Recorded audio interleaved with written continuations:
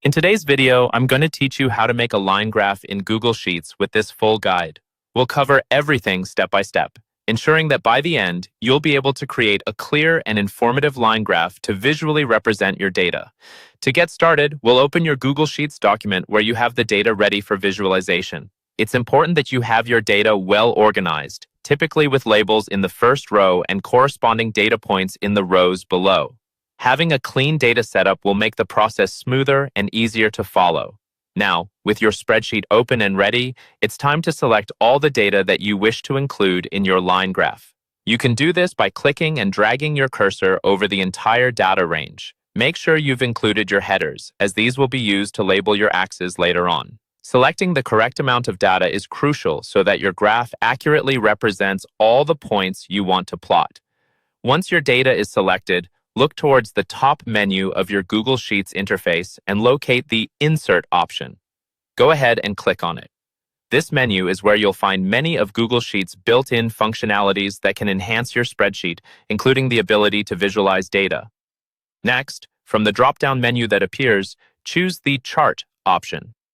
Clicking Chart lets Google Sheets know that you're interested in creating a visual representation of your data, and it will help you set up the basic structure of your graph. After selecting Chart, you'll notice that a chart should automatically pop up on your screen, often defaulting to a column chart. But don't worry, switching to a line graph is easy. With your newly created chart still open, look to the chart editor on the right side of your screen. You need to click on the chart, which brings up a wide range of customization options. Focus your attention on the suggested chart types within the chart editor. Google Sheets often presents you with several options that it thinks might suit your data best. Here, look for the line chart among the suggestions.